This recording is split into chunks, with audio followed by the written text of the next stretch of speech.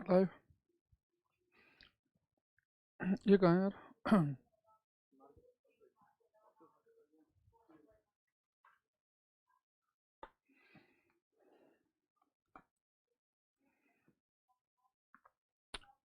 Good afternoon everybody. Le Pen, रोशन, पुनित, तुषीर, Manish Kumar, P के आनंद। कल की क्लास देख के आए भाई से बच्चे? बताओ पहले मुझे। M S Kushwaha. जिन बच्चों ने कल की क्लास नहीं देखी, कौन कौन है वो? कल हमने इसका पूरा माहौल स्टार्ट कर दिया था, लेंस और मिरर का। तो मैं उम्मीद कर रहा हूँ कि आपने कल की क्लास देखी होगी। तो एक बार मुझे आप ये बताइए कि क्या आप कल की क्लास देखकर आए कि नहीं आए हैं? ये बताओ जल्दी। हम्म।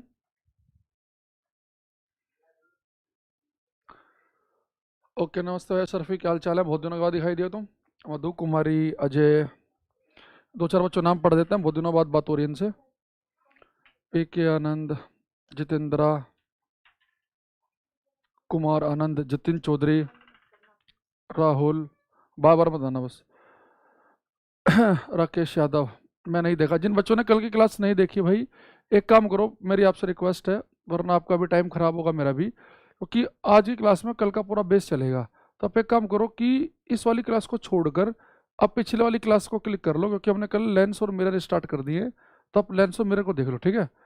कल की क्लास के नोट्स कैसे मिलेंगे? पुनीत तुषीर कह रहे हैं अगर आपको कल की क्लास छोड़ो, पूरे जितने भी मैं थ्योरी पढ़ाता हूँ ना, पूरी की पूरी थ्योरी के क्लास नोट्स आपको मिल जाएंगे। वो आपकी ऐप पर डल जाएंगे।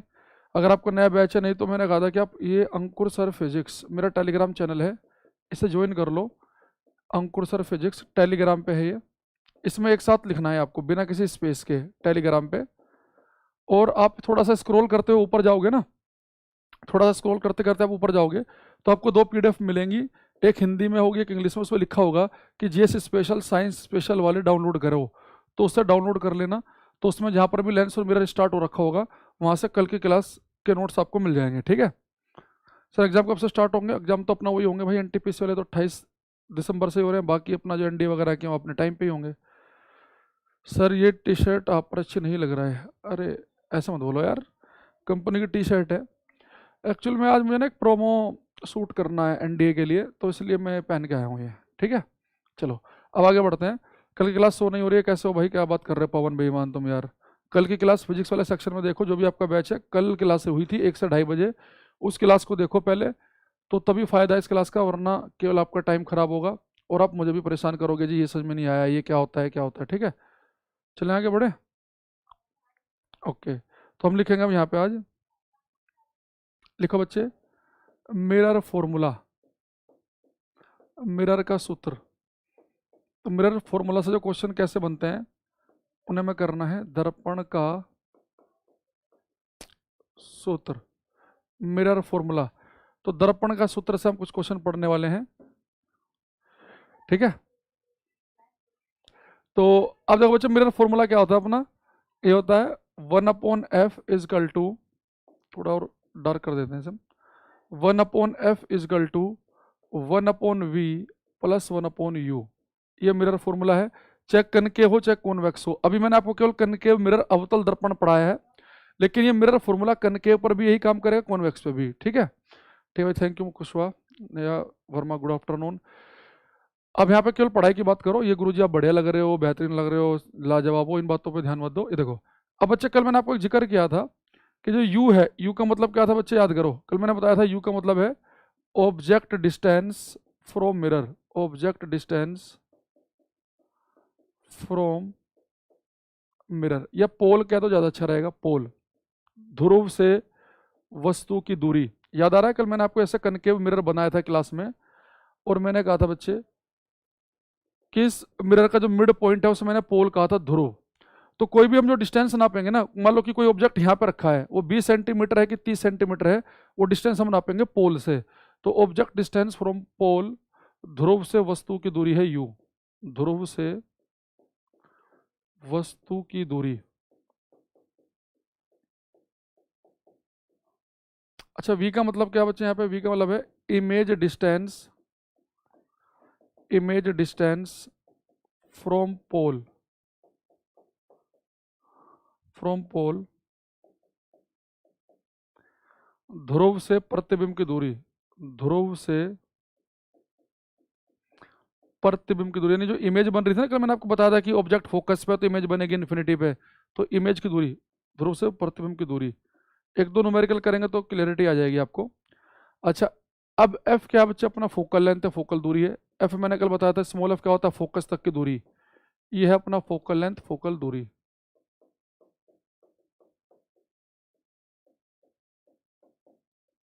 ठीक है, अब याद समझना बड़े बड़े ध्यान से कि बच्चे आपको ना ये यू वी एफ, इसमें पेपर में क्या करेगा, दो चीजें आपको दे देगा। आपको बोल देगा कि मिरर की फोकल लेंथ इतनी है, अगर वस्तु इतना दूर रखी हो तो इमेज कितना दूर बनेगी। तो ये तो कुछ नहीं, न्यूमेरिकल सोल्व करना है, एफ की वैल्यू भी देगा, यू की भी देगा। यहाँ तक कोई बच्चों को दिक्कत नहीं आती। बच्चों को दिक्कत कहाँ आती है कि जो एफ यू और वी हैं, इनकी वैल्यू में साइन कन्वेंशन का बड़ा ध्यान रखना में जरूरी है। क्रिश प्रजापति, टाइम से आया करो भाई, मुकेश भाई आप भी, कि इसमें सबसे बड़ी दिक्कत क्या है, बच्चों को यू वी और एफ पॉजिटिव लेके नेगेटिव ले, उसे ढूंढना बड़ा मुश्किल होता है। तो ये चीज ध्यान रखना, इन तीनों में ही एक बहुत बड़ा ध्यान रखेंगे, इन तीनों में ही जब भी आप इनकी जो वैल्यू दिएगा पेपर में, वो तो आपको लिखनी है, लेकिन बच्चे साथ के साथ में आपको पॉजिटिव वैल्यू है या नेगेटिव वैल्यू है, ये लिखना भी बहुत ज़्यादा जरूरी है। तो पॉजिटिव नेगेटिव लिखना बहुत ज़्यादा जरूरी है। ठीक है, अब मैं बताऊंगा कि पॉजिटिव नेगेटिव कैसे लेंगे। फोकल लेंथ बच्चे पॉजिटिव है नेगेटिव है, बहुत आसान है तो ढूंढना, बस क्वेश्चन पढ़ते ही आपको पता चल जाएगा कि फोकल लेंथ की वैल्यू पॉजिटिव लेके नेगेटिव। पॉजिटिव लेनी है कॉन्वेक्स उत्तल के लिए, अगर आपके पास में कॉन्वेक्स मिरर है, उत्तल दर्पण है, तो पॉजिटिव लेंगे, कनकेव है तो नेगेटिव लेंगे। तो अभी तक मैंने आपको कनकेव मिरर पढ़ाया है, अवतल दर्पण पढ़ाया है, तो इसकी फोकल लेंथ क्या लेंगे बच्चे हम, नेगेटिव। ठीक है, अच्छा अब यू और वी की बात करते हैं हम। एक चीज ध्यान रखना, जैसे बच्चे अपने पास में ये मिरर है, ये मिरर, हाँ ध्यान देना, ये भी लगेगा थोड़ा बहुत आसान है समझना, कोई इतनी बड़ी बात नहीं इसमें। ये बच्चा अपने पास है मिरर,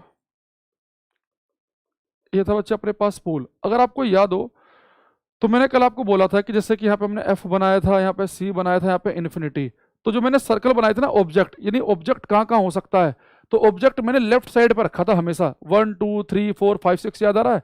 यानी कि ऑब्जेक्ट जब भी पेपर में क्वेश्चन कहेगा कि ऑब्जेक्ट वस्तु 20 सेंटीमीटर दूर है या 3 सेंटीमीटर दूर है, 100 सेंटीमीटर दूर है, ऑब्जेक्ट को हम हमेशा लेफ्ट साइड पर रखेंगे। याद रखना कि ऑब्जेक्ट हमेशा लेफ्ट पे रखा जाएगा। अच्छा, अगर मैं बच्चा साइन कन्वेंशन लूँ, ये मान लो कि मेरा ये है मेरा ओरिजिन, मूल बिंदु, तो इधर की तरफ की जो भी वैल्यू लूंगा उसे हम लेंगे पॉजिटिव, और इधर की कोई भी वैल्यू होगी उसे लेंगे नेगेटिव। यानी कि मिरर के लेफ्ट साइड पर अगर कोई चीज है तो उसे नेगेटिव लेंगे, मिरर के राइट साइड पे कोई भी चीज है उसे पॉजिटिव लेंगे। तो यहाँ पे आप एक बात समझ गए होंगे कि ऑब्जेक्ट अगर हम हमेशा लेफ्ट साइड पर रखेंगे, यानी इसका मतलब है कि यू की वैल्यू क्या बनेगी हमारी, नेगेटिव आएगी ऑलवेज।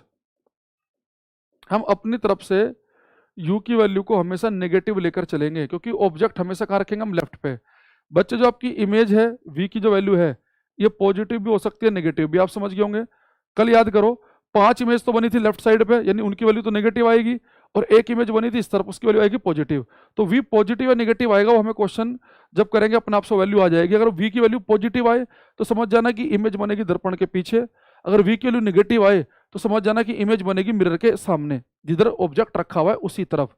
देखो, जिन्होंने कल क्लास ली है उन्हें बात समझ में आ रही होगी कि कल मैंने उन्हें बताया था कि जब भी हम मिरर हमने पढ़ा कल कनकेव मिरर, तो मैंने आपको बोला था कि ऑब्जेक्ट हमेशा, मैंने आपको ध्यान हो, लेफ्ट साइड पर रखा था, सर्कल लेफ्ट में बनाए थे, 1 2 3 4 5 6, यानी हम ऑब्जेक्ट को हमेशा अपनी तरफ से लेफ्ट पर ही रखेंगे।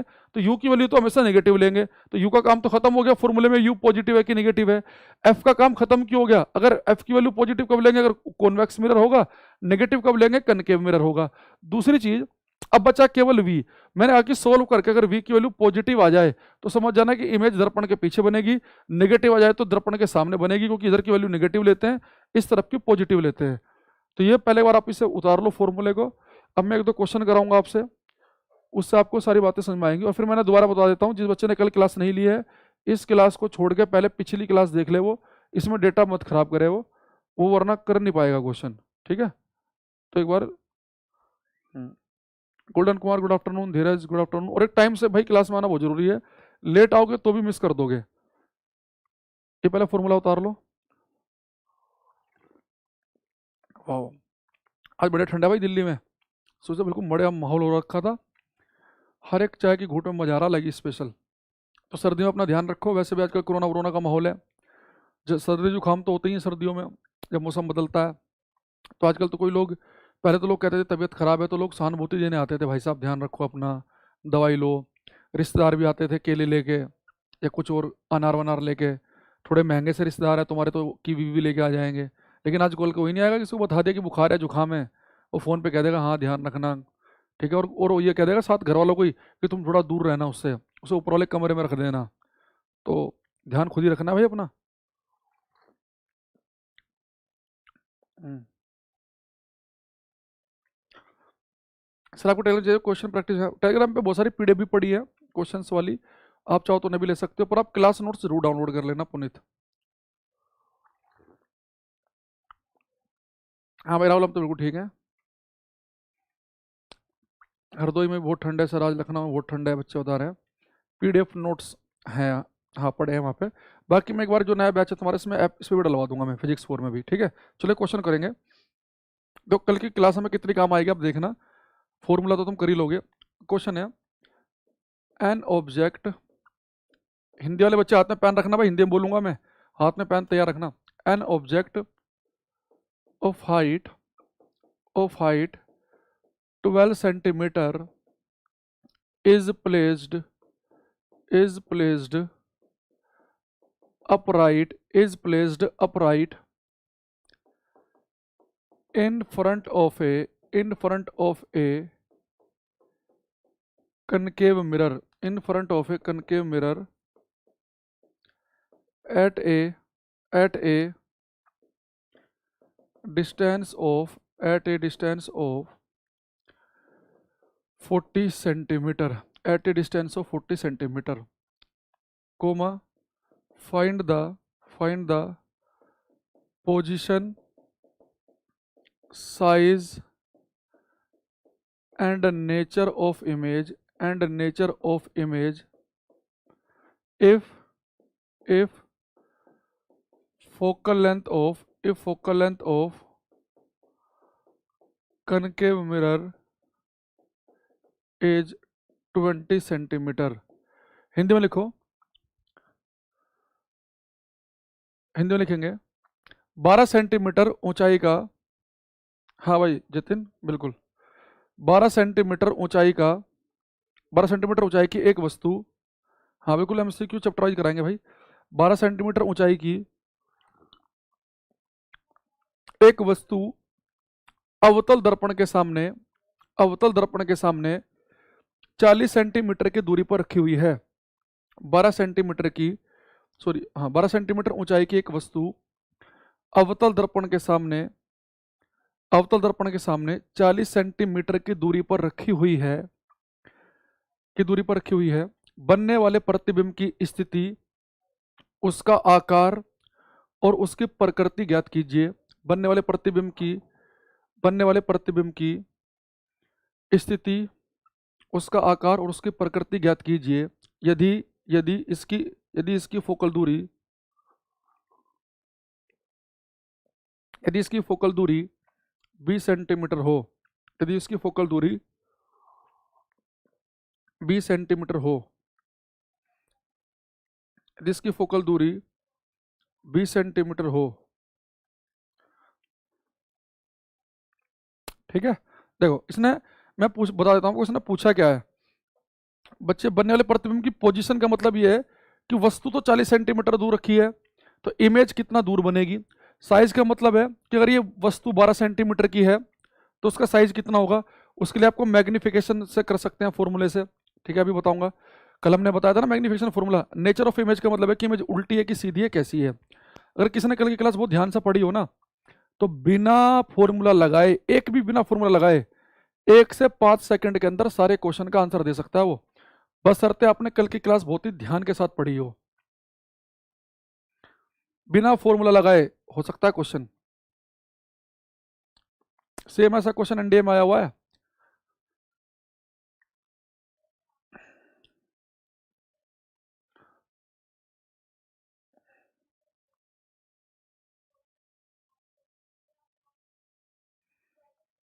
किसी का आंसर नहीं आया मेरे पास अभी तक।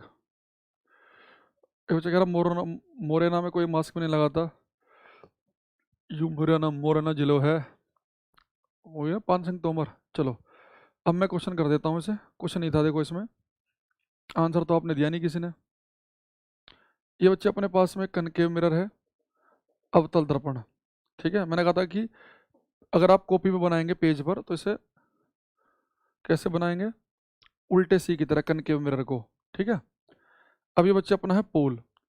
उसने कहा कि जो कनकेव मिरर है उसकी फोकल लेंथ है 20 सेंटीमीटर, यानी फोकस तक की दूरी कितनी है बच्चे, 20 सेंटीमीटर। तो ये आपको दे दिया उसने 20 सेंटीमीटर। ठीक है, अब उसने कहा कि ऑब्जेक्ट रखा है 40 सेंटीमीटर दूर। तो बच्चे एक चीज बड़े ध्यान समझना, आप बहुत ध्यान से, अब आंसर आने लगे मेरे पास, कि पेपर में उसने आपको फोकल लेंथ दिया 20 सेंटीमीटर। कल मैंने आपको बताया था कि जो सेंटर होता है ना वो फोकल लेंथ से डबल दूरी पे होता है। तो ये चीज आपको खुद लिखनी है कि सेंटर होता है बच्चे डबल दूरी पे, तो सेंटर कितनी दूरी पे बनेगा, 40 सेंटीमीटर की दूरी पे।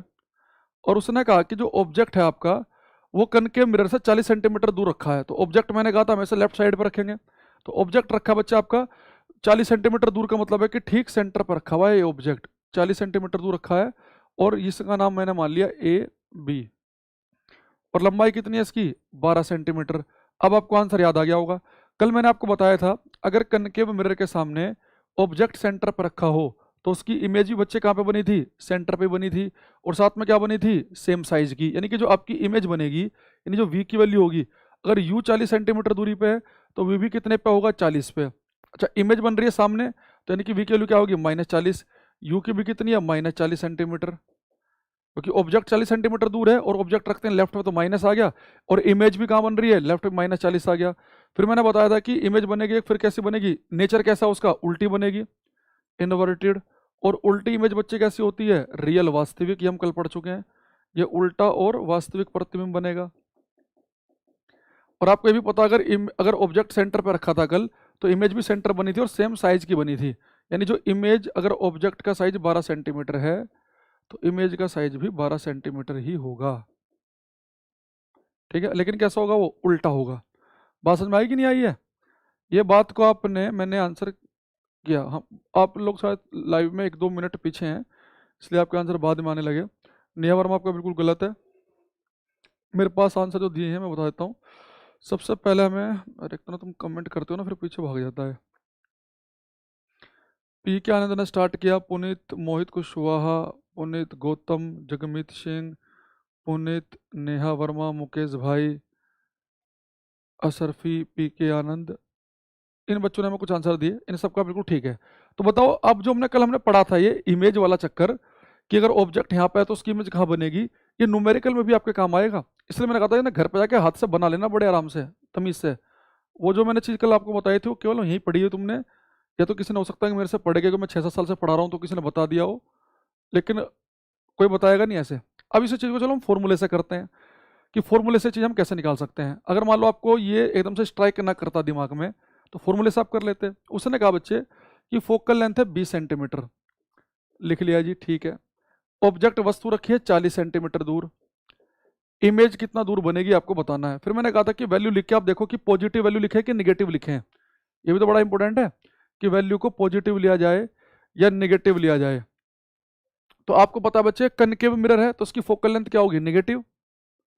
और आपको पता है कि ऑब्जेक्ट हमेशा हम रखते हैं लेफ्ट साइड पे, यानी कि नेगेटिव एक्सिस पे, तो यू की वैल्यू भी कैसी हो गई, नेगेटिव। तो वी आपको निकालना है।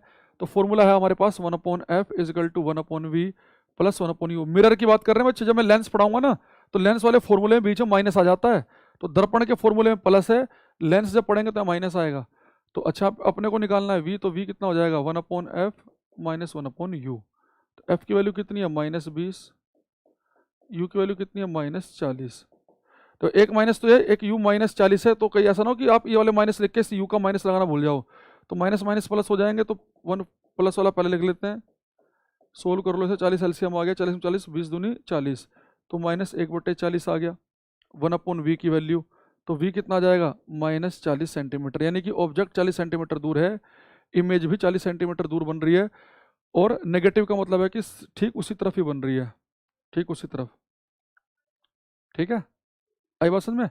दूसरी चीज, अब आपको पता करना है कि जो इमेज बनेगी उसका साइज वगैरह क्या होगा। तो मिरर फॉर्मूला में याद करो, मैंने कल लिखवाया था मैग्निफिकेशन का फॉर्मूला m = -v/u। तो v की वैल्यू कितनी आई, -40, u की वैल्यू भी बच्चे कितनी है, -40, तो ये कट गया, तो m की वैल्यू कितनी आई, -1। तो माइनस का मतलब क्या आ गया, मैग्निफिकेशन माइनस में है तो यानी कि इमेज बनेगी उल्टी। उल्टी है तो कैसी होगी, वास्तविक। और एक का मतलब है कि इमेज बनेगी एक गुना, यानी जितनी बड़ी है ऑब्जेक्ट उतनी बड़ी इमेज भी रहेगी। अरे मिरर फॉर्मूला समझ में आया कि नहीं आया, इससे कर पाओगे नहीं कर पाओगे बताओ। मिरर फॉर्मूले से भी आप कर सकते हैं। यू की वैल्यू आपको पता है कि नेगेटिव लेंगे, ऑब्जेक्ट हम अपने आप से लेफ्ट में ही रखेंगे। एफ की वैल्यू नेगेटिव क्यों है, क्योंकि कनकेव मिरर है, इसलिए एफ की वैल्यू नेगेटिव आई। बस इसके बाद तो कुछ बचा ही नहीं है। इसके बाद आपने फॉर्मूला लगाया, वी की वैल्यू आ गई -40 सेंटीमीटर। मैग्निफिकेशन निकाल लिया आपने, मैग्निफिकेशन -1 आई। माइनस का मतलब है कि इमेज बनेगी उल्टी, एक का मतलब है कि एक गुना बड़ी बनेगी। ये सारी बातें मैंने आपको बताई थी।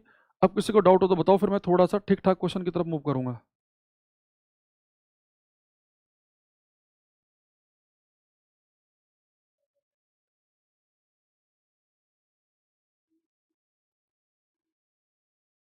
ठीक है,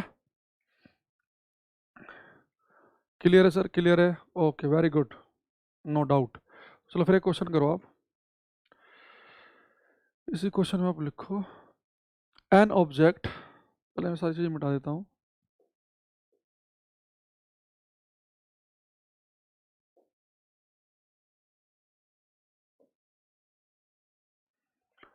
An object of height 4 centimeter is placed upright in front of a concave mirror at a distance of 60 centimeter. Find the size, position, size and nature of image if the focal length of concave mirror is 15 centimeter. अब करना question ये हिंदी वाले लिखेंगे, हिंदी वाले लिखेंगे 4 centimetre, जो आपने पहले क्वेश्चन किया था उसमें हल्का सा भी वैल्यू चेंज कर लेना। 4 सेंटीमीटर ऊंचाई की एक वस्तु, 4 सेंटीमीटर ऊंचाई की एक वस्तु अवतल दर्पण के सामने, 4 सेंटीमीटर ऊंचाई की एक वस्तु अवतल दर्पण के सामने 60 सेंटीमीटर की दूरी पर रखी हुई है। हाँ तो नितेश पटेल शुरू से करना, फिर कल की क्लास देखी आपने, आज की शुरू से देखना, बाद में लेट आए तो भाई दिक्कत होगी। थोड़े एक दो बार क्लास छूटेगी ना, समझ में नहीं आएगा तो अपने आप से अकल ठिकाने आएगी, अगली बार खुद टाइम से आओगे। बल्कि मुझे बोलोगे सर 1 बज के 3 मिनट हो गए, 4 मिनट हो गए आप नहीं आए। 4 सेंटीमीटर ऊंचाई की एक वस्तु अवतल दर्पण के सामने 60 सेंटीमीटर की दूरी पर रखी हुई है। और कल की क्लास लेनी बहुत जरूरी है, तभी समझ में आएगा। 4 सेंटीमीटर ऊंचाई की एक वस्तु अवतल दर्पण के सामने 60 सेंटीमीटर की दूरी पर रखी हुई है। बनने वाले प्रतिबिंब की स्थिति, आकार और उसकी प्रकृति ज्ञात कीजिए। स्थिति, प्रकृति और आकार ज्ञात कीजिए यदि अवतल दर्पण की फोकल दूरी 15 सेंटीमीटर हो। यदि अवतल दर्पण की फोकल दूरी 15 सेंटीमीटर हो। चलो भाई करो। यदि अवतल दर्पण की फोकल दूरी 15 सेंटीमीटर हो, करो।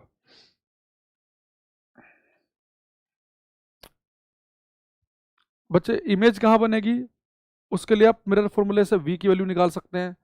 मैग्निफिकेशन से आप बता सकते हैं, अगर मैग्निफिकेशन पॉजिटिव आएगी तो इमेज कैसी होगी, और उल्टी की सीधी, और कितने गुना बड़ी बनेगी, ये सारी बातें आप बता सकते हैं। कोशिश करो क्वेश्चन जल्दी से जल्दी करने की।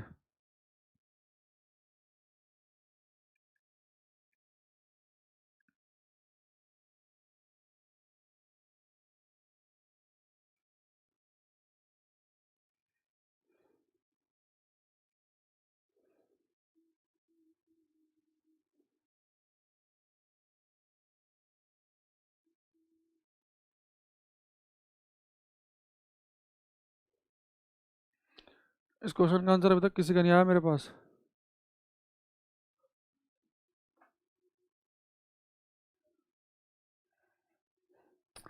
30 सेकंड और मिलेंगे बस।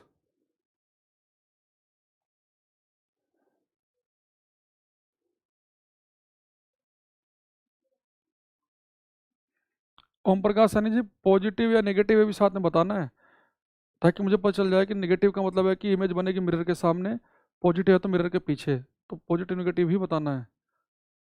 और एम के कुशवाहा जी ऐसे काम नहीं चलेगा, वैल्यू बताओ कितनी।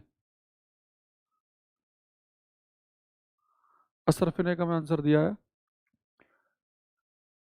पुनित तुषीर का आंसर आने लगा है, बहुत बढ़िया। अब बच्चे आंसर देने लग गए हैं। चलो अब देखता हूँ किसका ठीक है। सबसे पहले हम क्वेश्चन करेंगे, बाद में पहले हम ऑप्शन का यूज करेंगे, क्योंकि हमारे पास तो पेपर में ऑप्शन भी होंगे। तो पहले ऑप्शन हम एक दो ऑप्शन को बाहर निकाल लेंगे कि जो ऑप्शन तो आंसर हो ही नहीं सकते, तो एक बार हम उन्हें बाहर निकालेंगे। तो बच्चे पोल है अपना। अगर आपको याद हो कि पेपर में इसने दिया है कि फोकल लेंथ है 15 सेंटीमीटर, फोकल लेंथ 15 सेंटीमीटर दी है, तो बच्चे फोकल लेंथ तो आपको देगी, देगा। आप क्या करो, तुरंत सेंटर निकाल लो कि पहले सेंटर कितनी दूरी पे बनेगा। तो सेंटर होता, कल बता दिया मैंने, फोकल लेंथ से डबल दूरी पे। तो कितनी वैल्यू हो गई है, 30 सेंटीमीटर हो गई। ठीक। अच्छा, उसने कहा कि जो ऑब्जेक्ट रखा है, जो वस्तु रखी हुई है, इसने बताया बच्चों कितना दूर रखी हुई है, 60 सेंटीमीटर दूर यहाँ पर रखी हुई। मान लो ये इन्फिनिटी है हमारा, अनंत। तो यहाँ तक तो बच्चे 15 या 30 है, तो 60 बनेगा। सी और इन्फिनिटी के बीच में मान लो कि 60 सेंटीमीटर ही है। ठीक है। अब बच्चा ध्यान देना, कल जब मैंने आपको कनकेव मिरर पढ़ाया था, तो मैंने आपको बताया था कि अगर ऑब्जेक्ट सेंटर और इन्फिनिटी के बीच में है, सेंटर और इन्फिनिटी के बीच में था, तो इमेज कहाँ बन रही थी बच्चे, हमारी सेंटर और फोकस के बीच में बन रही थी। सेंटर और फोकस के बीच में कहीं बनेगी, यानी हमारा जो आंसर होगा, यानी हमारी जो इमेज बनेगी वो सेंटर से फोकस के बीच में यहाँ कहीं बनेगी। यानी जो मेरी वैल्यू होगी 15 सेंटीमीटर से तो बड़ी आएगी और 30 से कम आएगी, यानी कि जो वी की वैल्यू है वो 15 से 30 के रेंज में आएगी। तो जो ऑप्शन 15 से कम हो वो भी गलत है, 30 से ऊपर वाला है वो भी गलत है।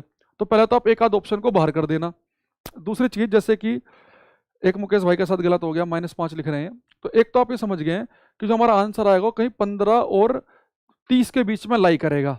ये पता चलेगा कि हमें पता है कि अगर ऑब्जेक्ट सेंटर और इन्फिनिटी के बीच में है, तो इमेज कल बनी थी सेंटर और फोकस के बीच में।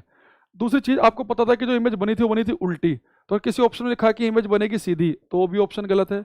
इमेज बनेगी उल्टी और वास्तविक।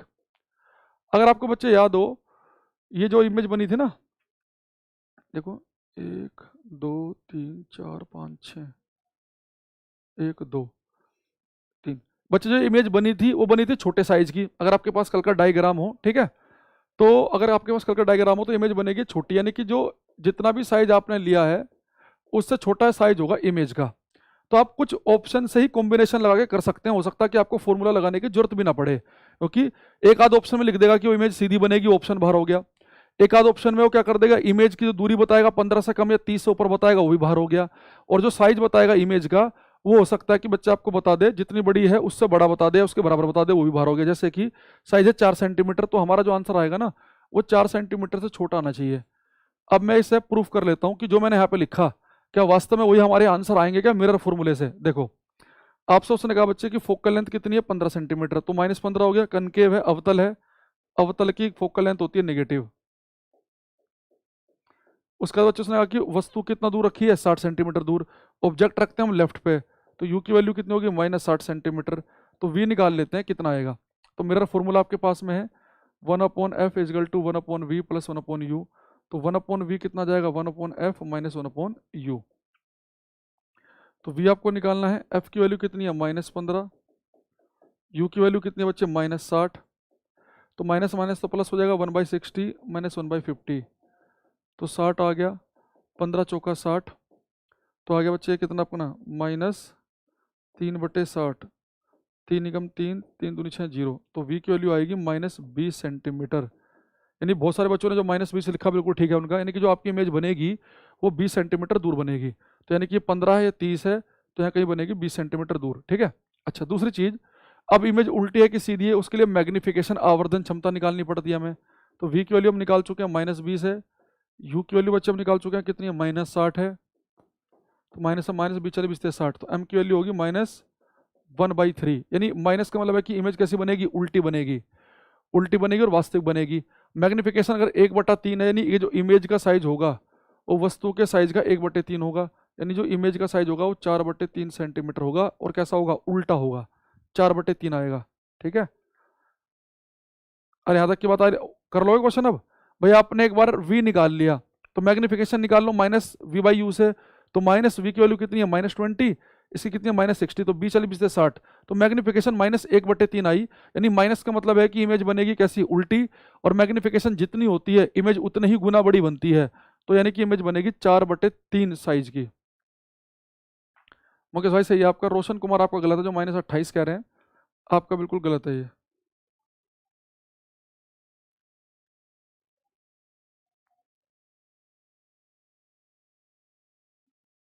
ठीक है।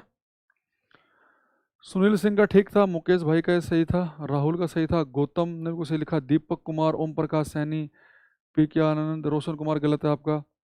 अशरफी तेरा साइज गलत है, हाफ नहीं आएगा, 1/3 आएगा साइज। ठीक है, -v/u होता है ये।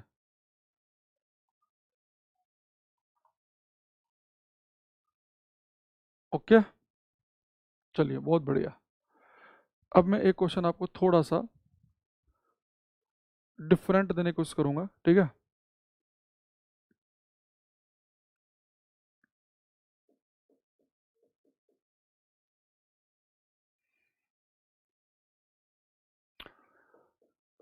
एक कनकेव मिरर, एक concave mirror forms a three times forms three times magnified real image. A concave mirror forms 3 times magnified real image of an object of size 10 centimeter. 10 centimeter. If if object is placed if object is placed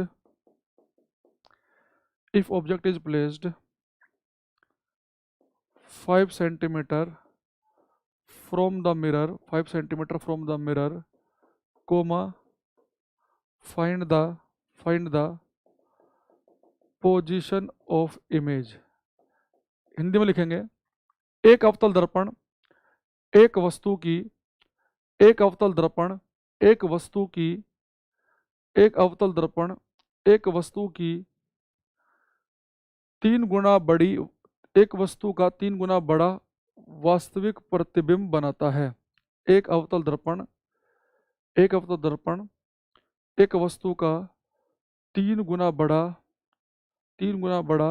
वास्तविक प्रतिबिंब बनाता है। यदि वस्तु का आकार 10 centimetre यदि वस्तु का आकार 10 सेंटीमीटर यदि वस्तु का आकार 10 सेंटीमीटर और इसकी दर्पण से दूरी 5 सेंटीमीटर हो, यदि वस्तु का यदि वस्तु की ऊंचाई लिख लो, यदि वस्तु की ऊंचाई 10 सेंटीमीटर और इसकी दर्पण से दूरी 5 सेंटीमीटर हो, तो बनने वाले प्रतिबिंब की स्थिति बताइए। दोबारा सुनना, देखो बच्चे, एक अवतल दर्पण है, वो किसी वस्तु का 3 गुना बड़ा वास्तविक प्रतिबिंब बना रहा है। 3 गुना बड़ा वास्तविक प्रतिबिंब। वस्तु का साइज जो है, इसकी जो हाइट है वो 10 सेंटीमीटर है और ये मिरर से 5 सेंटीमीटर दूर है। तो जो इमेज बनेगी, जो प्रतिबिंब बनेगा, आपको बताना है कि जो प्रतिबिंब बनने वाला है उसकी दूरी कितनी होगी, उसकी पोजीशन क्या होगी।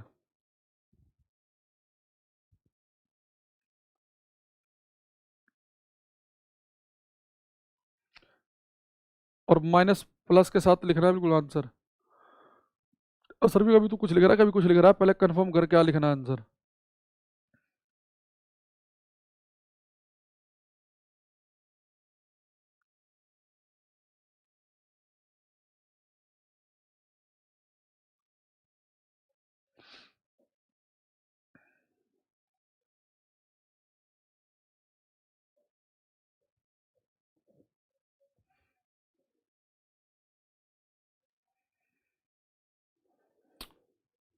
करो ऐसे बच्चे।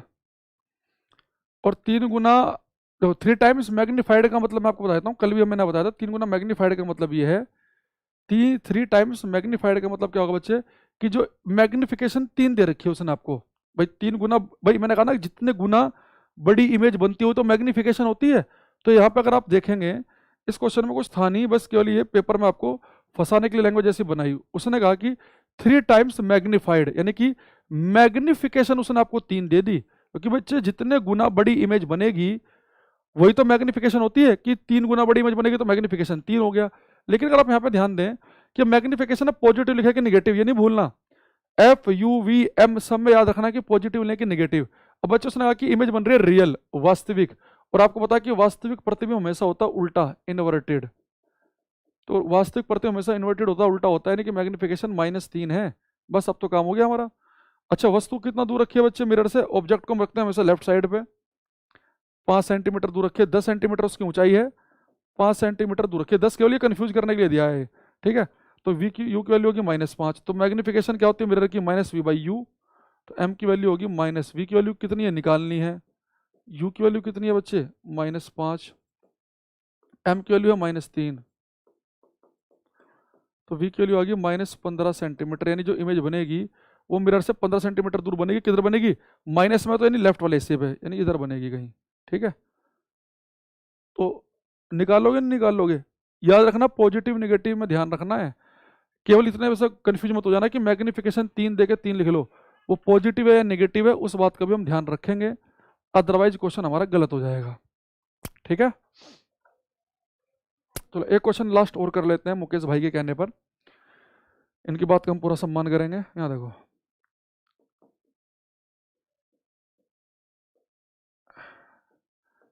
an object of size 5 centimeter is placed in front of a concave mirror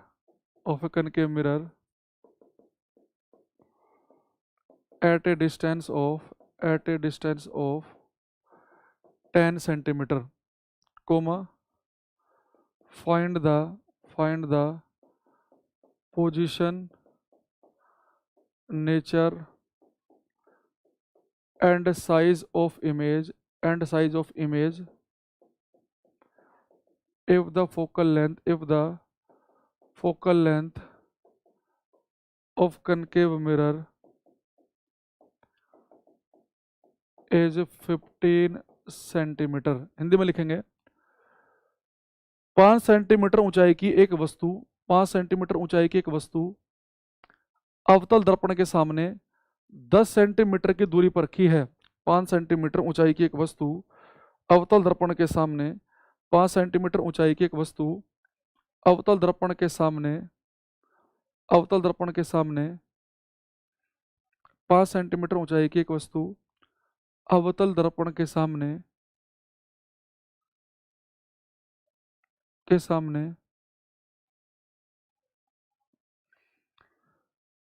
10 centimetre की दूरी पर रखी है। बनने वाले प्रतिबिंब की स्थिति, प्रकृति और आकार ज्ञात कीजिए।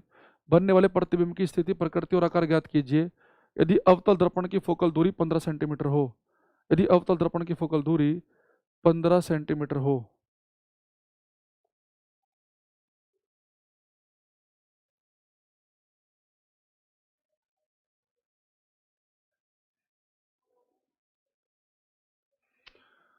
ओके, कुछ आंसर मेरे पास आने लगे हैं। ध्यान से क्वेश्चन करो, क्या पूछा मैंने, गलत आ रहा है कई बच्चों का।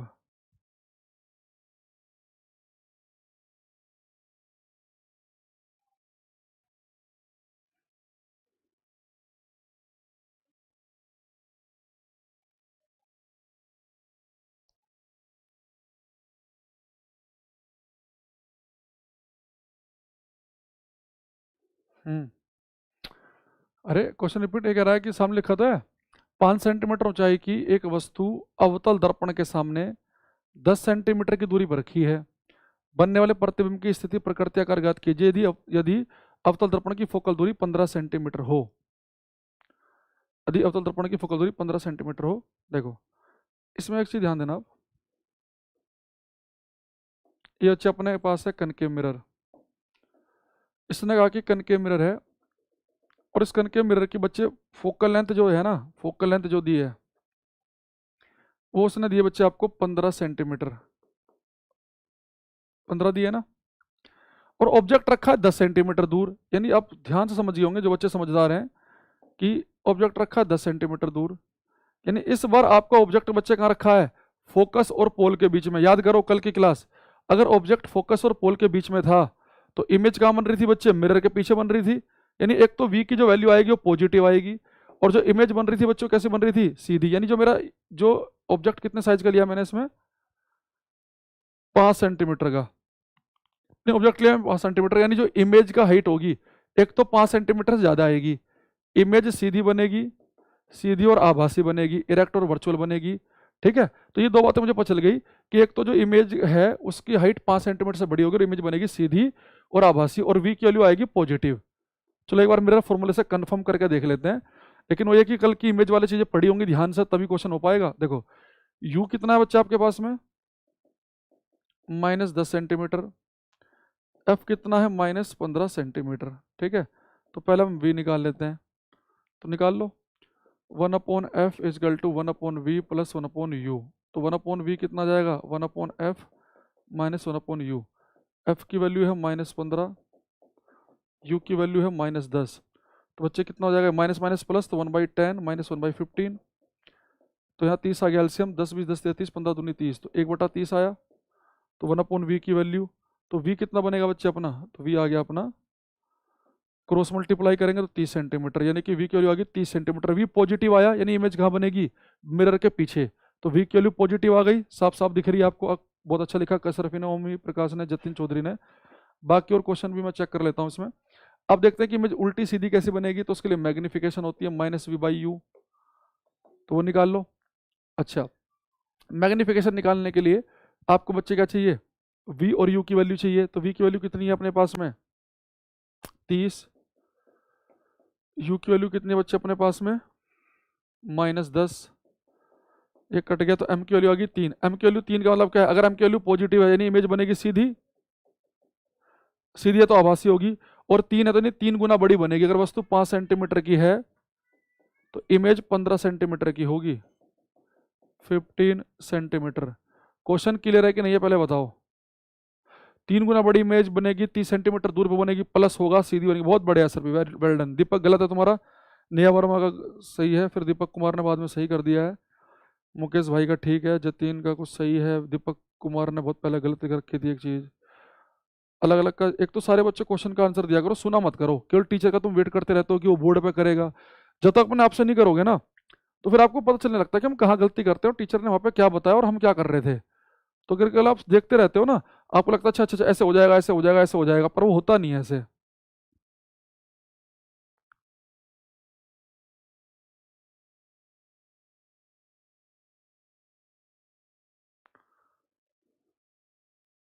आप किसी को डाउट हो तो बताओ भाई। तो कनकेव मिरर में इतना काफी है, कनकेव मिरर अवतल दर्पण में इतना अगर काफी हो तो क्या हम कॉन्वेक्स की तरफ मूव कर दें अब। तो कनकेव में बच्चे मैंने मैग्निफिकेशन, मिरर फॉर्मूला कैसे अप्लाई करेंगे, और इस चीज़ों को करते समय आप क्या करेंगे, थोड़ा सा जब भी ऐसे न्यूमेरिकल आए ना, इसमें बहुत ही कम ऐसा होगा कि पेपर में आपको सोल्व करना पड़े, बहुत ही कम ऐसा होगा।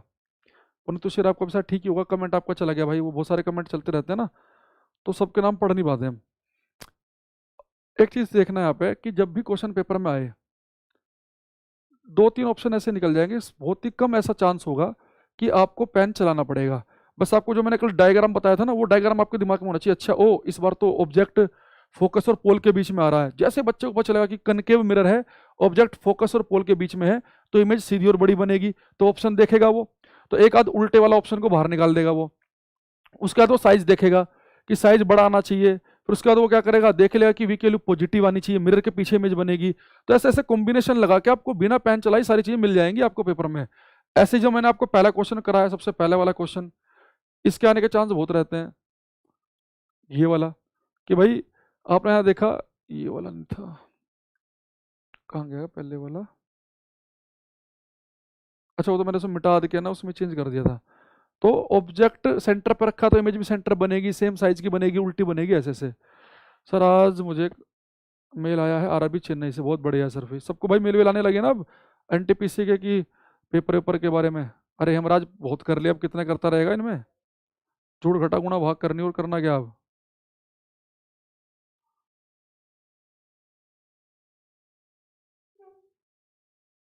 ठीक है, चलो अब कॉन्वेक्स की तरफ आएंगे। हाँ लाइव है भाई, मनीष कुमार लाइव ही होते हैं और क्या। एक क्वेश्चन लिखो, अब लिखेंगे हम convex mirror,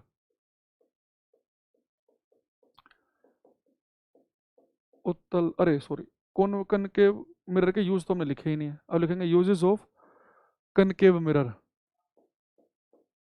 uses of concave mirror ये ज़्यादा इंपॉर्टेंट है एसएससी टाइप के पेपर के लिए, एसएससी पीसीएस के लिए। अवतल दर्पण के उपयोग, अवतल दर्पण के उपयोग।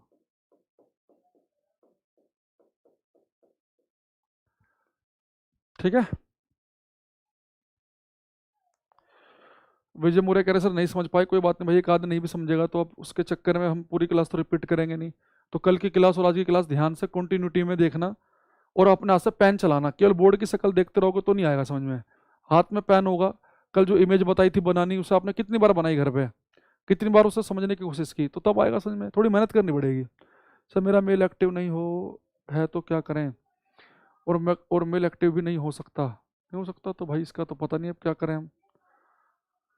सर पहले कैसे चेन्नई बोर्ड लेगा क्या, अब ये नहीं पता भाई पहले कौन लेगा, पर चेन्नई बोर्ड वाले पहले भेज रहे हैं, धीरे धीरे सभी के आ जाएंगे। अगले 5-7 दिन में देखना सभी बोर्ड के आपके पास मेल वेल आने शुरू हो जाएंगे। और अपना एनटीपीसी का पेपर में करंट पे थोड़ा फोकस रखना।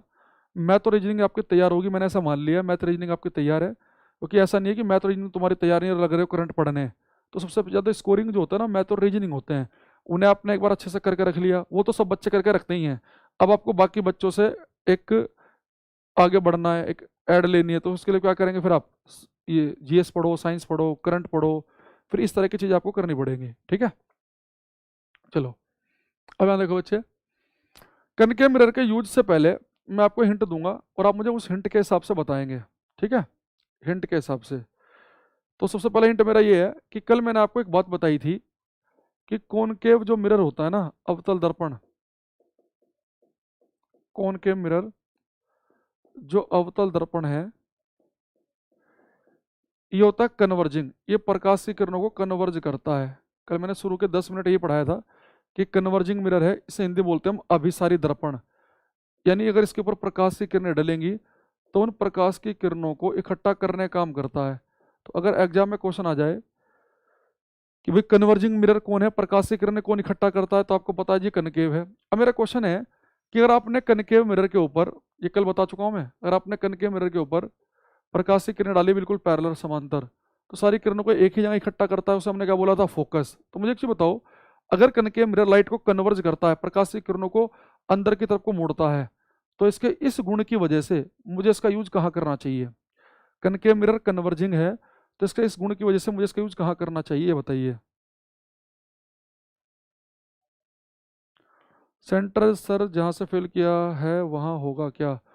भाई जिस सेंटर से आपने फिल किया था उसने ईमेल आईडी तो आपकी डाली होगी, अगर उसने अपनी ईमेल आईडी डाली होगी तो उसकी ईमेल आईडी पाएगा, तो उससे जाके आप पूछ लो भैया कि आपके पास ऐसे कुछ मैसेजेस आ रहे हैं क्या। और हालांकि अभी सभी सेंटर के नहीं आए, अभी चेन्नई ने स्टार्ट किए हैं भेजने, तो आप 5-4 दिन का पहले वेट कर लो।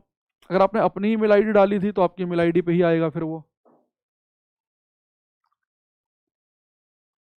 बाकी हो सकता है कि फिर बाद में जब एक बार खुलने लग जाएंगे ना कि, तो फिर आप शायद हो सकता है कि मोबाइल वगैरह से भी कुछ बात बन जाए, तो अभी थोड़ा वेट कर लो। और ऐसी गलतियां भाई करा मत करो, ये तो हद ही है। अरे मैंने ये पहले ये हिंट दिया, इस हिंट के हिसाब से बताओ कि कनकेव मिरर कन्वर्जिंग है, लाइट को कन्वर्ज करता है, तो इस वाले गुण की वजह से कहाँ यूज करें। सब टीजीटी ऑनलाइन क्लास लिए हैं बट हमें लगा आपकी क्लास अच्छी है सर जी, क्या टीजीटी कवर होगा। कुछ हद तक बिल्कुल कवर होगा, टीजीटी में फोड़े आओगे तुम कह रहे कवर की बात कर रहे हो। विवेक भाई तुम तो बेइज्जती ऐसा लग रहा है इंसल्ट से कर रहे हो। टीजीटी वाले क्या पूछते हैं, पूरा जो सिलेबस उनका है लगभग लगभग 90% प्लस सिलेबस में कवर करूंगा इस क्लास में टीजीटी का। जगमीत सिंह कह रहे हैं चंडीगढ़ का भी आया आ गया है सर मुझे आज मेल, अच्छा। चंडीगढ़ में कम ही बच्चों ने फॉर्म भर रखा है वैसे, लेकिन सिटे भी कम है ऐसे ही, सबसे ज़्यादा जो भरे गए हैं वो यूपी और बिहार से भरे गए हैं फॉर्म, तो वहाँ सिटे भी ज़्यादा हैं उसी तरीके से। चंडीगढ़ बढ़िया है जगह, तो देखो रहने वाली लायक चंडीगढ़ ही है भारत में देखा जाए। चंडीगढ़, जयपुर, अगर नॉर्थ की बात करें, साउथ का अपने को इतना आइडिया नहीं है, बाकी तो बस के लोग दुखी हो रहे हैं। एक सेकंड रुको ना, एक सेकंड रुको ना। हेलो।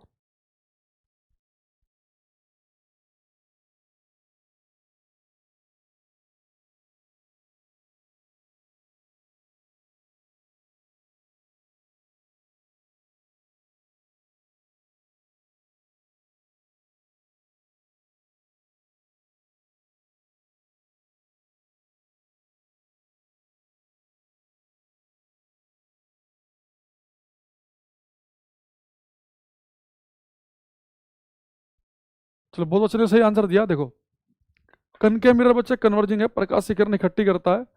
तो इसके इस गुण की वजह से हम इसका यूज पता कहाँ करेंगे? इसके इस गुण की वजह से हम इसका यूज करेंगे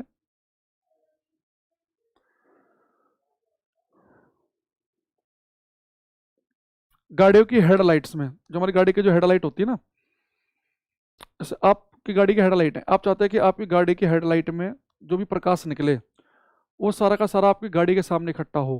कोई बच्चा ये तो नहीं चाहता कि जब मैं गाड़ी चलाऊं तो मेरी गाड़ी की लाइट जो चारों तरफ को प्रकाश फैला दे ताकि पड़ोसी भी इजीली चलाए। नहीं, हम चाहते हैं गाड़ी का प्रकाश हमारी गाड़ी के सामने इकट्ठा हो ताकि अच्छी चमक लगे रोड पर, हम इजीली ड्राइव कर सकें।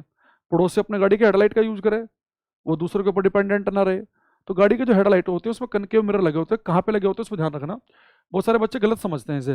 जैसे मान लो आपकी गाड़ी का बोनेट है, यहाँ पे आपको लाइट दिख रही है, आपने मान लो कैसे हाथ टच किया, तो आपको जो बच्चे आपको गाड़ी के जो बोनेट से नीचे जब आप ऐसे हाथ टच करते हैं, वो मिरर नहीं है, वो तो ट्रांसपेरेंट प्लास्टिक है। वो तो प्रकाश को बाहर फेंकने काम करती है, वो तो ट्रांसपेरेंट प्लास्टिक है। वो तो अंदर होते हैं बच्चे इसमें बल्ब, ये बल्ब लगाए, इस बल्ब से निकलता है प्रकाश। और जो पीछे ना बल्ब के पीछे लगे होते हैं कनकेव मिरर, जो बाहर दिखता है ना वो नहीं है। और देखो बल्ब से चारों तरफ को प्रकाश निकलता है, तो जो प्रकाश पीछे गिरेगा ना मिरर पे, तो उसे भी इस उस प्रकाश को भी ये मिरर गाड़ी के आगे ही कन्वर्ज कर देगा। तो बल्ब से निकलने वाला सारा का सारा प्रकाश ही गाड़ी के सामने इकट्ठा होगा, कन्वर्ज होगा।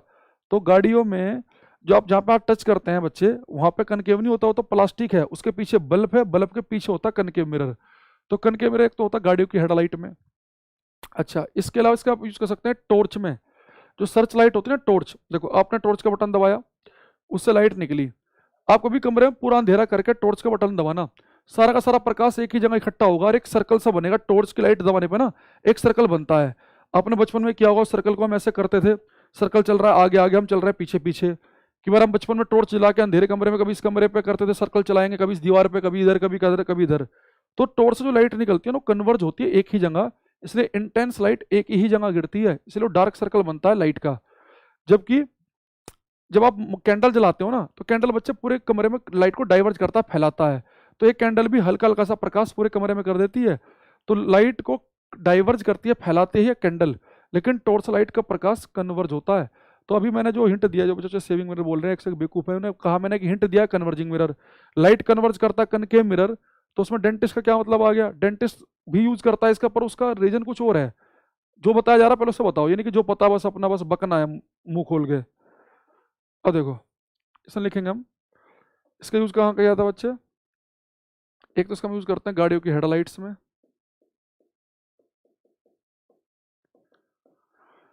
वाहनों के अग्रदीपों में, हेडलाइट्स को अग्रदीप लिख देते हैं हिंदी में, वो वाहनों के अग्रदीपों में, सर्च लाइट में जैसे कि टॉर्च, सर्च लाइट टॉर्च में। इसके अलावा बच्चे आप इसका यूज कर सकते हैं सोलर कुकर में, जो सोलर फर्नेस होते हैं, सोलर भट्टियाँ, या सोलर कुकर कह दो। बस देखो सोलर भट्टी में हम क्या चाहते हैं कि कोई चीज़ गर्म हो जाए, तो हम क्या करते हैं कनके मिरर लगाते हैं बड़े बड़े, सन की लाइट गिरेगी उन कनके मिरर पे, तो कनके मिरर क्या करेंगे, सारे प्रकाश को एक ही जगह इकट्ठा करेंगे। अगर सारा का सारा प्रकाश एक ही जगह इकट्ठा होगा तो बहुत ही गर्म हो जाएगी, एक कोई पर्टिकुलर जगह को बहुत ही गर्म कर लोगे, तो कोई भी चीज़ वहाँ पर रखी है तो इजीली गर्म हो जाएगी। तो सोलर फर्नेस लिख दें, सोलर भट्टियाँ लिख दें, सोलर कुकर लिख दें, उन सब में कनकेव मिरर का यूज़ करते हैं हम, ठीक है। अच्छा, इसके अलावा कनकेव मिरर का एक मैं एक दूसरा हिंट दे रहा हूँ। आप मुझे एक चीज़ बताओ, अगर आपने कनकेव मिरर के नज़दीक कोई चीज़ रख दी, नज़दीक का मतलब क्या है बच्चे? फोकस और पोल के बीच में, तो आपको पता है कि कनकेव मिरर सीधी और बड़ी इमेज बनाएगा। तो मेरा क्वेश्चन ये है कि कनकेव मिरर के नज़दीक जाने पर अगर चीज़ें सीधी और बड़ी दिखती हैं, तो इस गुण की वजह से मुझे कनकेव मिरर का यूज कहाँ करना चाहिए, ये बताओ। अगर कनकेव मिरर चीज़ों को सीधा और बड़ा दिखाता है, तो इस गुण की वजह से उसका यूज हमें कहाँ करना चाहिए, बताओ।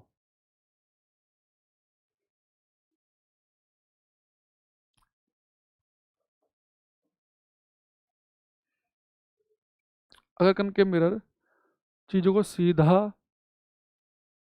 और छोटा दिखाता है, तो इस गुण की वजह से इसका यूज कहाँ करना चाहिए?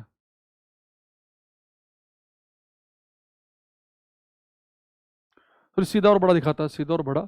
कनकेव मिरर के अगर आप नज़दीक हैं फोकस और पोल के बीच में है, तो कनकेव मिरर अगर चीज़ों को सीधा और बड़ा दिखाता है तो इस गुण की वजह से इसका यूज हमें कहाँ करना चाहिए, ये आपको बताना है।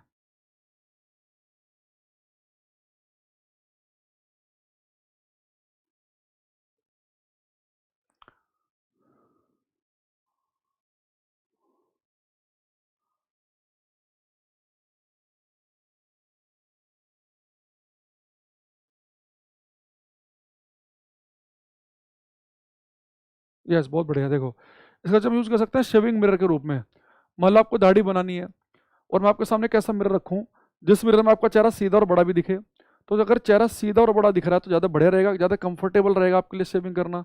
तो दूसरा, शेविंग करने को तो आप घर में जो प्लेन मिरर है उसमें भी कर सकते हो, लेकिन घर में जो बच्चे समतल दर्पण होता है ना, उसके साथ दिक्कत क्या है, जितना बड़ा चेहरा है उतना ही बड़ा दिखाएगा वो, तो वो मज़ा नहीं आएगा। अगर चेहरा बड़ा सा दिखे, पूरे मिरर में केवल चेहरा चेहरा दिख रहा हो, तो शेविंग करना थोड़ा आसान रहेगा। शेविंग में यूज करते हैं, डेंटिस्ट इसका यूज करता है, दंत चिकित्सक। आप कभी डॉक्टर के पास जाओ, वो कहेगा भाई साहब मुंह खोलो, आपके मुंह में एक वो चम्मच से डाल देगा, एक लंबी सी डंडी होगी और आगे छोटा सा गोल सा मिरर होगा उसमें। तो ये मान लो आपका दांत है, डॉक्टर आपके दांत के नज़दीक उस मिरर को रखेगा, तो ये दांत जो छोटा सा है ना इस मिरर में इतना बड़ा दिखेगा, तो डॉक्टर के लिए समझना आसान रहेगा कि दांत में गड्ढा कहाँ तक है कहाँ तक नहीं है। तो डेंटिस्ट भी इसका यूज़ करते हैं कनकेव मिरर का। तो लिखेंगे इसका यूज़ किया जाता है बच्चे कहाँ कहाँ पे, शेविंग मिरर के रूप में, शेविंग मिरर, हजामती दर्पण के रूप में। इसके अलावा दांत का साइज सीधा और बड़ा दिखाता है तो डेंटिस्ट, दंत चिकित्सक भी इसका यूज करते हैं, दंत चिकित्सक भी इसका यूज करते हैं। ठीक है। अच्छा, आपके घर पे ऊपर जो होता है ना ये डिश एंटीना जो लगा है आपके घर के ऊपर, ये भी बच्चे कनकेव मिरर की तरह ही काम करता है। डिश एंटीना ये भी क्या करता है, जो भी सिग्नल आते हैं उन्हें कन्वर्ज करता है, इकट्ठा करता है। डिश एंटीना, अगर कोई पूछ रहा है कि डिश एंटीना किस दर्पण की तरह काम करता है, तो कनकेव मिरर है अवतल दर्पण। तो शेविंग मिरर में यूज किया जाता है ताकि चेहरा सीधा और बड़ा दिखे। डेंटिस्ट यूज करता है ताकि चेहरा सीधा, मतलब दांत का साइज सीधा और बड़ा दिखाई दे। ठीक है। इसके अलावा बच्चे इसका एक दो टेक्निकल यूज भी लिख लो, जैसे कि रिफ्लेक्टर टेलीस्कोप में यूज करते हैं इसका हम, रिफ्लेक्टर टेलीस्कोप, परावर्तक दूरदर्शी में, परावर्तक दूरदर्शी। तो आगे मैं आपको पढ़ाऊंगा जो टेलीस्कोप या माइक्रोस्कोप होते हैं ना, उनमें हम लेंस यूज करते हैं, कॉन्वेक्स लेंस, उत्तल लेंस। ये रिफ्लेक्टर टेलीस्कोप एक ऐसा है जिसमें जो कनकेव मिरर पे काम करता है। तो रिफ्लेक्टर टेलीस्कोप, परावर्तक दूरदर्शी में भी यूज किया जाता है इसका। अच्छा, एक ईएनटी स्पेशलिस्ट, नाक कान गले का डॉक्टर, ईएनटी स्पेशलिस्ट, सही स्पेलिंग स्पेशलिस्ट की, शायद ए आएगा कि नहीं आएगा। तो ईएनटी स्पेशलिस्ट, नाक कान गला रोग विशेषज्ञ भी इसका यूज करता है, ईएनटी स्पेशलिस्ट। तो ईएनटी स्पेशलिस्ट के द्वारा भी ये यूज किया जाता है, नाक कान गले के डॉक्टर के द्वारा। तो नाक कान गले का डॉक्टर करता क्या है ना, अपने ना यहाँ पे सर के ऊपर एक मिरर रखता है। जब उसे आपके कान में देखना होगा ना, तो उस मिरर को करेगा नीचे, आंख के पास एक छेद होता है उसमें। ठीक है। और साइड में एक बल्ब होता है, उस बल्ब को जलाएगा वो, बल्ब से लाइट गिरेगी उसके मिरर पे, और फिर वो मिरर क्या करेगा ना, सारी लाइट को आपके कान में कन्वर्ज कर देगा। तो आपके कान में गहराई तक लाइट जाएगी, तो उसके लिए पहचानना आसान रहेगा कि कान में क्या दिक्कत है क्या नहीं है। ठीक है। तो ये अपना होगा बच्चे इसमें भी। जो बच्चे बाकी फालतू बात लिख रहे हैं ना, साइड वाला मिरर वो कनकेव नहीं है, वो कॉन्वेक्स होगा। अरे कनकेव मिरर उल्टी सीधी में जो बनाता है तो साइड में लगा लोगे तुम इसे, वहां नहीं होगा। मैग्नीफाइंग ग्लास लेंस होते हैं, वो आगे आएंगे सारी चीजें जो बताया जा रहा है वो लिखो।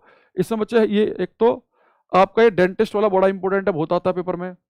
शेविंग मिरर वाला भी बहुत बार आया हुआ है, हेडलाइट वाला भी कई बार आया हुआ है। पिछली बार के रेलवे के क्वेश्चन में सर्च लाइट वाला आया था। तो क्या क्या लिखा है मैंने, गाड़ियों की हेडलाइट में, सर्च लाइट में, सोलर कुकर में या सोलर भट्टियों में, शेविंग मिरर के रूप में, रिफ्लेक्टर टेलीस्कोप में, ईएनटी स्पेशलिस्ट, डिश एंटीना, ये सब क्या है, कनकेव मिरर की तरह बिहेव करते हैं। इन्हें आपको ध्यान रखना है। ठीक है। आ रही बात समझ में।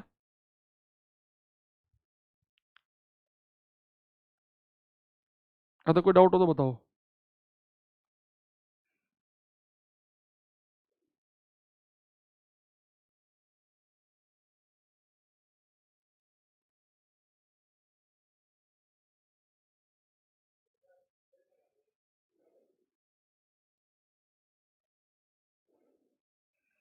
जब आएगा अपना आप लिखवा देंगे विनोद कुमारी।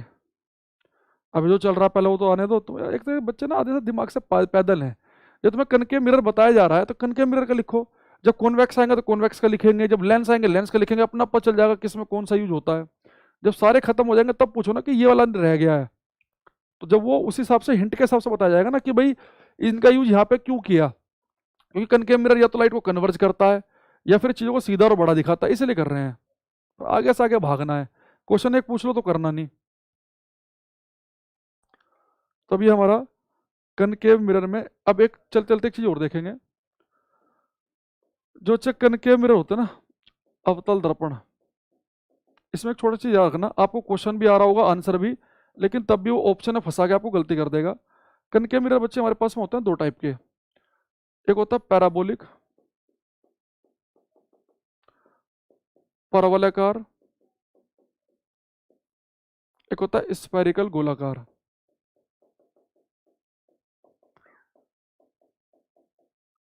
जो गोलाकार कनकेव मिरर है वो बिल्कुल ऐसे स्पेयर में से काट के बनाए जाएंगे, बिल्कुल ऐसे होते हैं। जो पैराबोलिक कनकेव मिरर होता है ना, पैराबोलिक, उनका शेप कुछ ऐसा होता है। तो बच्चे जो पैराबोलिक कनकेव मिरर है ना, ये ज़्यादा बेस्ट होते हैं, ये लाइट को ज़्यादा अच्छे से कन्वर्ज करते हैं, प्रकाश की किरणों को ज़्यादा बेहतरीन तरीके से मोड़ते हैं ये। तो अगर कभी पेपर में ऐसा क्वेश्चन आ जाए कि भाई गाड़ी की हेडलाइट में कौन सा मिरर यूज करते हैं, तो वहाँ पे लिख देगा वो कनकेव मिरर, नीचे लिख देगा वो पैराबोलिक मिरर। तो याद रखना कि पैराबोलिक कनकेव मिरर ज़्यादा बेस्ट आंसर है। तो जिन जिन क्वेश्चन का आंसर मैंने आपको कनकेव लिखवाया, अगर उनमें कनकेव पर टिक लगाने से पहले एक बार नज़र मार लेना कि कहीं पैराबोलिक तो नहीं लिखा हुआ है। तो पैराबोलिक ज़्यादा अच्छा होता है, ज़्यादा बेहतरीन। तो आप चाहो तो उसका पूरा नाम भी लिख सकते हो, उसे बोलते हैं पैराबोलिक कनकेव मिरर। तो पैराबोलिक कॉनकेव मिरर ज़्यादा बढ़िया होता है, परवलयाकार अवतल दर्पण ज़्यादा अच्छा आंसर है हमारे लिए। पैराबोलिक इकट्ठा करके लिखना है, पैराबोलिक कनकेव मिरर। एक होता है स्पेरिकल कनकेव मिरर, अगर वो खाली कनकेव मिरर लिखे यानी कि वो स्पेरिकल कनकेव मिरर की बात कर रहा है, वो खाली पैराबोलिक लिखे तो पैराबोलिक कनकेव की बात कर रहा है। तो गोलाकार अवतल दर्पण, ध्यान सुनना, अगर उसने लिखा कनकेव मिरर तो समझ जाना कि वो स्पेरिकल कनकेव मिरर की बात कर रहा है। अगर वो लिखेगा पैराबोलिक कनकेव मिरर तो यानी कि पैराबोलिक की बात हो रही है। या कई बार वो पैराबोलिक कनकेव मिरर को खाली पैराबोलिक भी लिख देता है। तो याद रखना कि पैराबोलिक कनकेव मिरर, परवलयाकार अवतल दर्पण और गोलाकार अवतल दर्पण में से किसी एक को टिक लगाना हो तो ये इस पर लगाएंगे, ज्यादा बेस्ट होता है ये। तो कई बार वो पेपर में ऐसी गलती करवा देता बच्चे से कि गाड़ी की हेडलाइट पूछेगा, पहले लिख देगा कनकेव यानी कि स्पेरिकल कनकेव हो गया उसका मतलब, नीचे लिख देगा पैराबोलिक कनकेव। तो पैराबोलिक कनकेव पर टिक लगाना है आपको, परवलयाकार पे लगाना है, ये ज्यादा बेस्ट होता है। तो पेपर में गलती नहीं करनी है, ठीक है।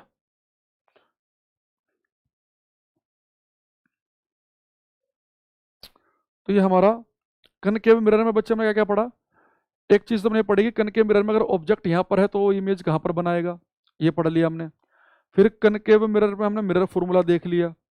फिर हमने मिरर फॉर्मूले को और इमेज कैसे बनेगी उनका कॉम्बिनेशन भी मैंने बता दिया कि पेपर में कई बार फॉर्मूला अप्लाई करने की जरूरत भी नहीं पड़ेगी। फिर हमने इसके यूज भी देख लिए हैं। तो कनकेव मिरर में इतनी बातें आपको ध्यान रखनी थी। कुछ और हो तो एक बार बताओ मुझे, किसी को पूछना हो तो बताओ। सब सही है सर, ओके। अभिनव मिश्रा, नमस्ते सर। नमस्ते भाई, बड़ी जल्दी नमस्ते याद आई तुम्हें, 2 बजे 1:30 क्लास में।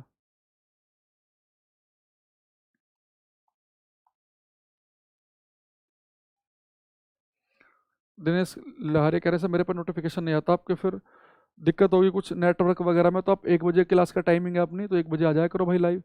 और आपके होम पेज पर शेड्यूल भी आता है कि कितने बजे कौन सी क्लास है। तो 1 बजे का टाइम है आपकी क्लास का, 1 से 2:30 का, तो 1 बजे आ जाया करो।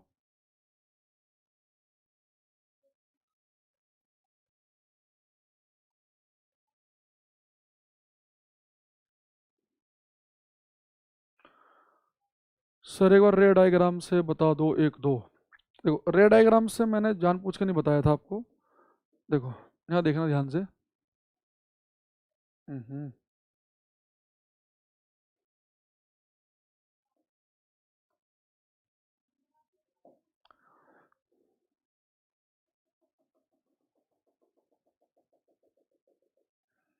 ये बच्चा अपना पोल है, ये अपना फोकस था, ये सेंटर, ये इन्फिनिटी। देखो आपने अगर 9th 10th क्लास में पढ़े हो ना, जब मैंने आपको कल बताया था कि ऑब्जेक्ट यहाँ पर है तो उसकी इमेज कहाँ बनेगी। 9th 10th क्लास में टीचर देखो कैसे पढ़ाते हैं। ये बच्चा कह रहा है जी वैसे बता दो, एक आदमी बता देता हूँ। बच्चे मान लो कि आपका ऑब्जेक्ट है सेंटर और इन्फिनिटी के बीच में, सेंटर और इन्फिनिटी के बीच में आपका ऑब्जेक्ट है, ये रहा, ठीक। अच्छा हमें तो पता ही है अगर हमारा ऑब्जेक्ट सेंटर और इन्फिनिटी के बीच में हो, कल मैंने आपको बताया था ये क्या 1 नंबर, ये है 2 पड़ेगा ना यहाँ पे 2। तो 1 2, तो इमेज कहाँ बनेगी? सेंटर और फोकस के बीच में, हमें पहले से ही पता है। लेकिन वहां पे कैसे करते हैं, वहां पे हम ऐसे करते थे। कल मैंने आपको दो चीज बताई थी, बस 2 चीज करनी होती है और कुछ नहीं। कल आपको मैंने एक चीज बताई थी कि अगर प्रिंसिपल एक्सिस के बिल्कुल पैरेलल रे चले, बिल्कुल पैरेलल, अगर मुख्य अक्ष के बिल्कुल समांतर प्रकाश की किरण चल रही है, तो बच्चे मैंने बताया था वो आपको मिरर पर टकरा के किसको पॉइंट को पास करती है बच्चे? वो पास करती है फोकस को। ठीक है, एक तो आपको ये बताया था मैंने। अच्छा, एक चीज मैंने आपको और बताई थी, बस उन्हीं 2 चीजों का यूज, जिससे आप चाहो तो रे डायग्राम से भी बना सकते हो। रे डायग्राम भी कोई टफ चीज नहीं है, पर कॉमर्स और आर्ट वाले बच्चों कन्फ्यूज ना हो इसलिए मैंने नहीं बताया था ये। देखो, फिर एक मैंने आपको एक चीज और बताई थी कि 2 रे चाहिए होती है हमें कोई भी इमेज बनाने के लिए। तो एक तो फिक्स है अपनी, पैरेलल है तो फोकस से पास करेगी। एक मैंने आपको बताया था कि अगर कोई रे किससे पास कर रही है बच्चे अपनी, ऐसे काम करते हैं, काम रुक जाओ, मेरा बड़ा बनाना पड़ेगा। मैं काम करता हूँ ये यहाँ पे,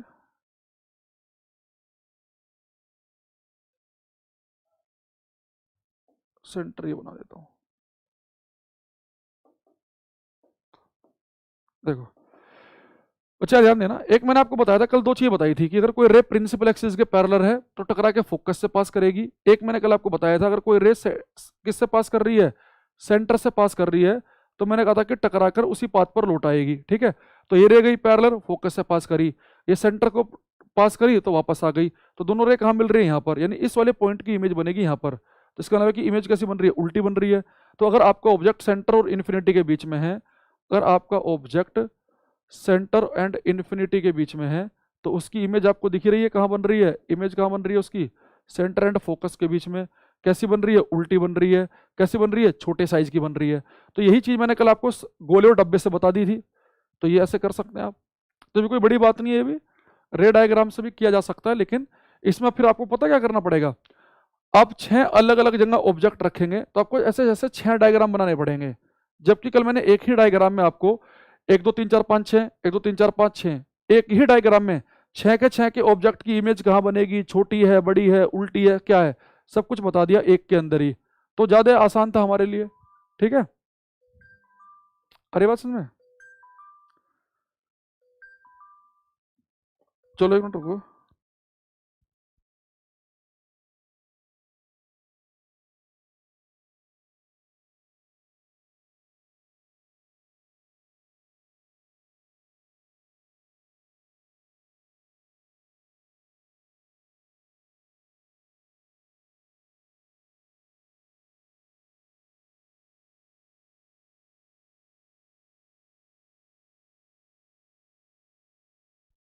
क्लियर है?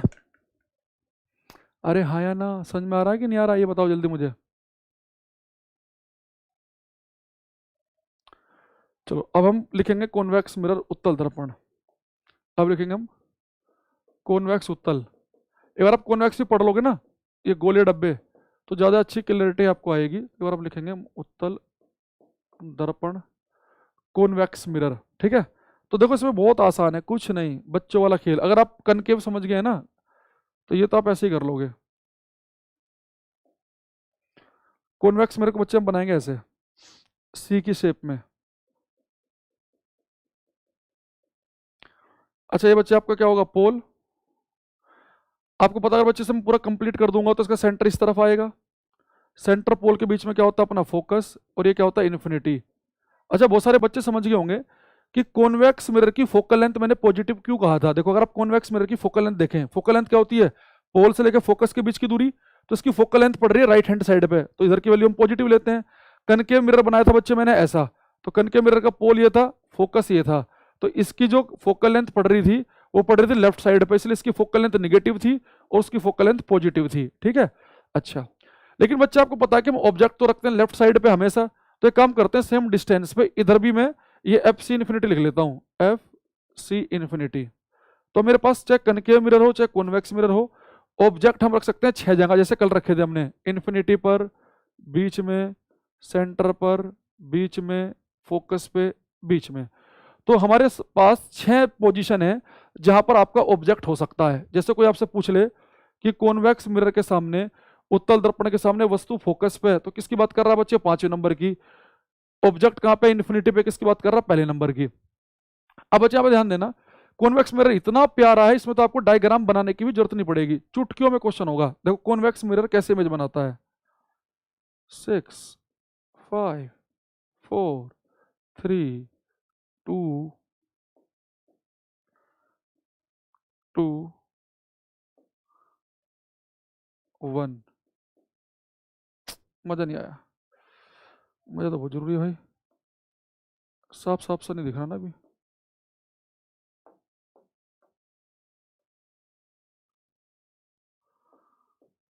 देखो इमेज बनाता है बच्चे, 6 5 4 3 2 1।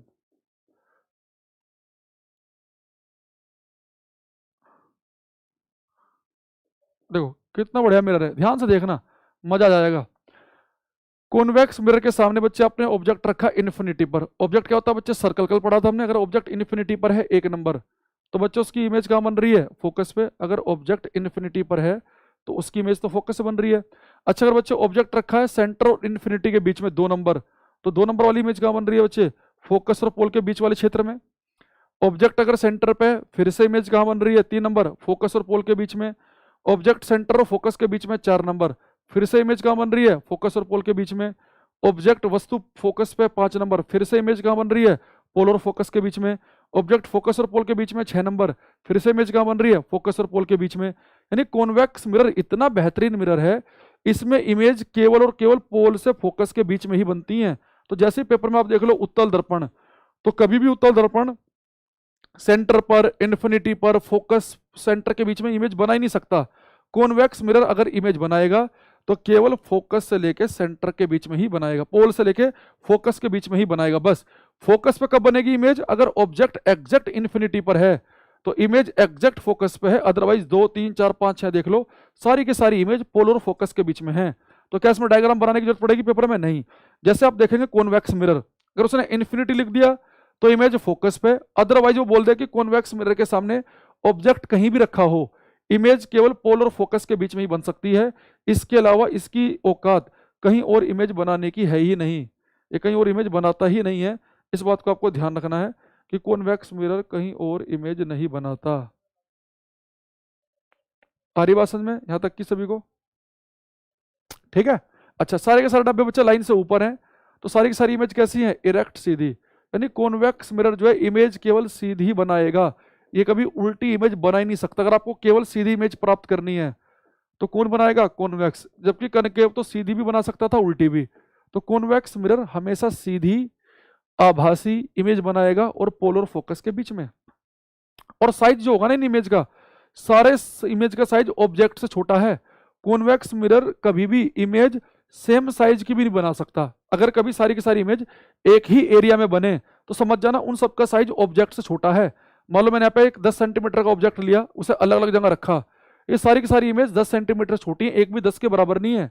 बस ऑब्जेक्ट अगर इन्फिनिटी पे है तो इमेज बिल्कुल ही पॉइंट साइज की है। जैसे मैं नजदीक आऊंगा 2 3 4 5 6, साइज बढ़ता रहेगा, 2 3 4 5 6 साइज बढ़ेगा तो, लेकिन कभी भी 10 के बराबर तक भी नहीं पहुंचेगा। कॉन्वेक्स मिरर हमेशा इमेज बनाएगा सीधी, हमेशा बनाएगा पोल और फोकस के बीच में, और हमेशा बनाएगा छोटी। ना सेम साइज की बनाएगा, ना बड़ी बनाएगा, ना उल्टी बनाएगा, ना पोल और फोकस के अलावा कहीं और बनाएगा। तो इसमें एक लाइन लिख लेंगे, ऑल इमेजेस, बहुत यूज कर होगा इसका आगे, all images by convex mirror